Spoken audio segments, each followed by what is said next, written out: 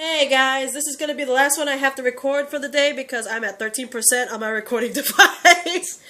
Like I said in the last video, there is episode 6 and 7. Episode 6 is titled Lost Souls, and the recent episode, which is episode 7, titled Brotherhood, I will have those at least recorded by the end of Sunday, and hopefully by the end of Monday they will be uploaded. So between the end of Sunday and the end of Monday, it will be episode 6 and 7 will be recorded and uploaded. So I will have actually time, and I'll actually be caught up before Wednesday for episode 8. Wait, is episode 8 coming Sunday? Oh wait, no. Episode 8 is up until December 2nd, so I have a lot of time to catch up, but I promise you I will have 6 and 7 uploaded at least before next week Wednesday, because it would just be wrong if I didn't. But anyway, this is episode 5, Haunted. This title's already creeping me out because it says Haunted. But anyway, basically, Sarah, who, as in the previous video, from what I remember, Laurel had Sarah trapped in, like, a basement pretty much in her place, and in the end, Laurel finds out that Sarah has escaped her place, right? And I'm only guessing Haunted has to do with Laurel? That's all I'm saying. Laurel and Sarah? Sorry, Sarah. But anyway, there was a moment where this one chick pretty much gets ambushed by two dudes, and feral Sarah comes out of nowhere, and she's still in her outfit. She's still in her black canary outfit, which is pretty cool. Her canary, I'm just going to say canary because her sister's black canary. But anyway, she comes out, pretty much, I think she kills the two dudes. I'm not sure if she, like, just takes them out or just kills them, I don't know. But she pretty much saves the girl. But when we thought it was all safe, she ends up attacking the girl. And it's like, holy shit. I thought feral Sarah was, a part of the real Sarah was still in there. She was almost there. You know, she saved the girl. You know, when we first see Sarah in her canary outfit, you see her saving females. So I thought maybe Sarah's going through her memories, you know. But nope, she attacks the girl she saved, as per usual. And, to the point where finally Team Arrow's getting wind of this. And when, Team Arrow goes, basically, Laurel, Thea, and Oliver, I'm not sure if Diggle's there, but I know those three are there. They go to a recent attack that's happening at the moment, and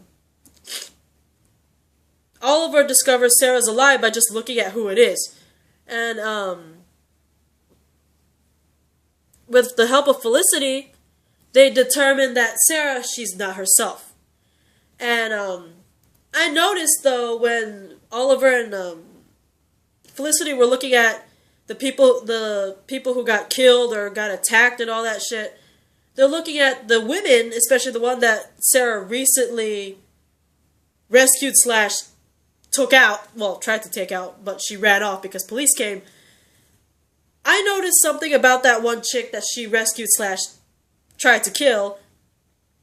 She looked like Thea. I thought that was just me, right? But then when Felicity and Oliver are working together, finding out what's the connection, why is Sarah just attacking random people, we find out that a previous girl that was also attacked, and they put the picture side by side with the other girl, and like I said with the first girl I saw, straight up looks like Thea. So that means feral Sarah is going after Thea, or at least Thea lookalikes. Because if you guys remember, Thea, under the pretty much brain control, I wouldn't say brain control, but Malcolm Merlyn, if you remember, Malcolm Merlyn pretty much drugs Thea, her own daughter, and makes her suggestive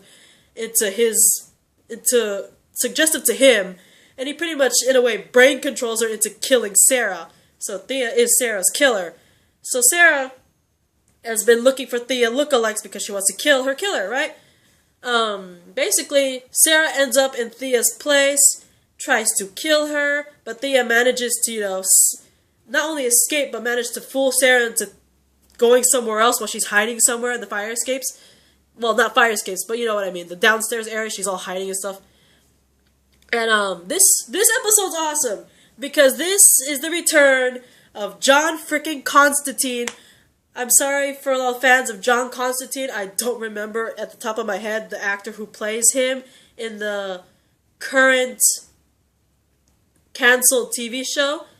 But it was really good to see John Constantine. I was really sad when I found out that the show they made got canceled because, you know, there are not many viewers. Not many people were into John Constantine. Not many people knew it. And I know there was a movie way back when with John Constantine, and that was also a flop. So maybe people thought this TV show of John Constantine wasn't going to be any better. But it's good to see the actor reprise his role as John Constantine in Arrow, because the team manages to capture Sarah by pretty much using Thea as bait in her old club, and Oliver pretty much calls his old friend John Constantine, the return of the actor reprising the role, to help restore Sarah's soul, because apparently, even though Sarah's been revived in body, her soul's not there, right? That's why she's still feral. So he calls up John Constantine. And meanwhile, Damien Dark pretty much gives Captain Lance a new task to install this computer virus in a security company.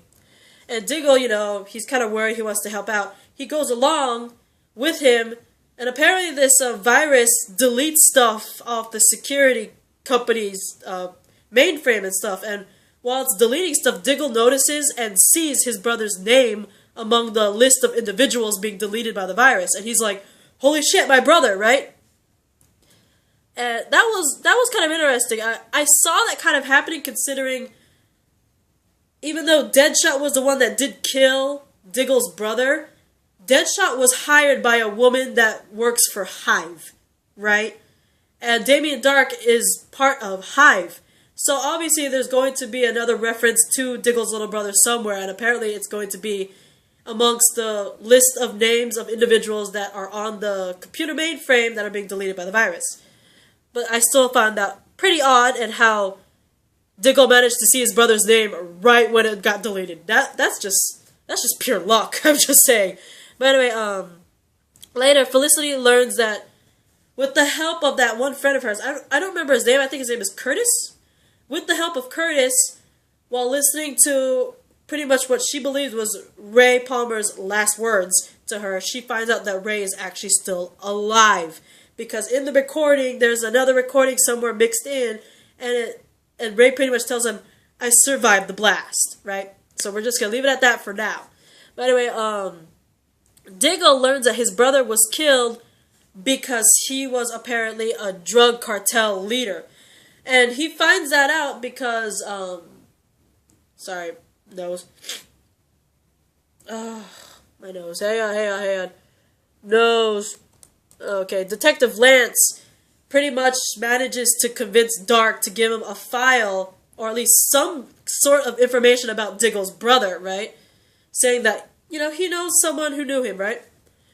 And he ends up with a restricted file, and he gives it to Diggle, and Diggle finds out in the files that his brother apparently was a drug cartel leader, and he was killed for it. But anyway, going back to the whole John Constantine, John, he ends up there. It's so cool to see his quirkiness, and oh my god, it just got freakishly darker. Anyway, the quirkiness, the constant smoke. I just love seeing John Constantine. I saw the episodes of John Constantine. I thought it was an interesting show, and it was really good to see the actor reprise his role and be brought into this show. So, I'm really hoping he makes more appearances on Arrow and possibly get his show back, but this time have his own John Constantine show maybe on CW, because CW is doing really well with these DC shows, and so maybe, hopefully John Constantine will come back on Arrow, or on Flash, or maybe Legends of Tomorrow, or maybe get his own show again, but this time under CW, because they're doing really well with DC shows. But anyway, oh my god, I'm 10%, I gotta go. But anyway, John Constantine brings himself, Laurel, and pretty much Oliver, I think into Sarah's subconscious, I don't know, but they go together to see what's blocking Sarah's soul from returning to her body, and they manage to save her. Pretty badass sword fighting from John Constantine, by the way, which against the League of Assassins inside Sarah's mind. But anyway, they manage to save Sarah. She's brought back, and they have such a beautiful, touching moment with the Lance family. It's like, my girls are back. They're alive, and it's beautiful, and I love it. I literally cried. But I like the fact that they tied in John Constantine in the flashback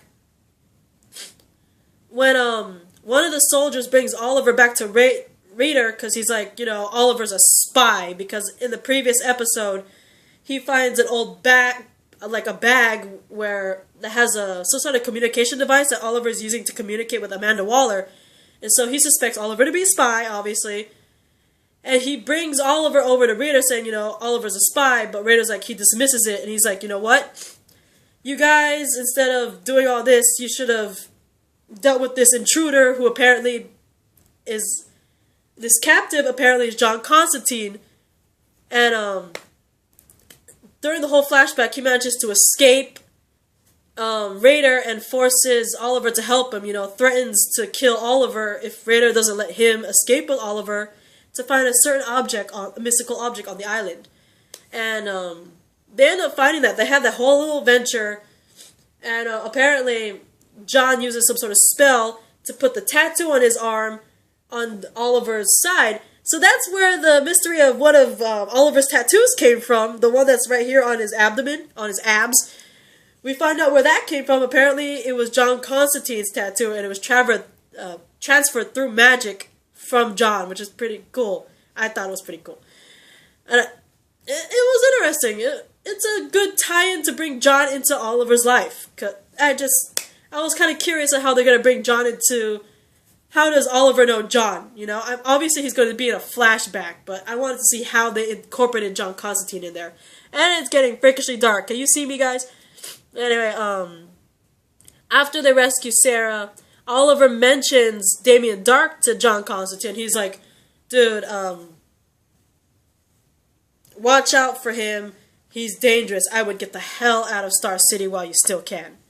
So, John apparently knows of Damien Dark. And I wish they would add more to that. Did he have a run-in with Damien? I don't know. I want them to have a backstory on it. Maybe he did. I want a backstory. Please, CW. Please, bring him back to Arrow. Or bring him to Flash, or even DC's Legends of Tomorrow. Or bring back John Constantine show and put it in your clutches, CW. Please. But anyway, and another thing in the flashback that happened was pretty much John Constantine warns Oliver that he's not just a drug person. That's not his real plans. And so, I can't wait to see what happens in the flashback. What is Raider's real plans if he's not really a drug-dealing dude? Right? So I'll see you guys in the next video for Lost Souls and Brotherhood. I'll probably have more theories about stuff, because I really wanted to do more theories, but I'm at 9% right now, so I'll see you guys in the next video. Bye, BooTube.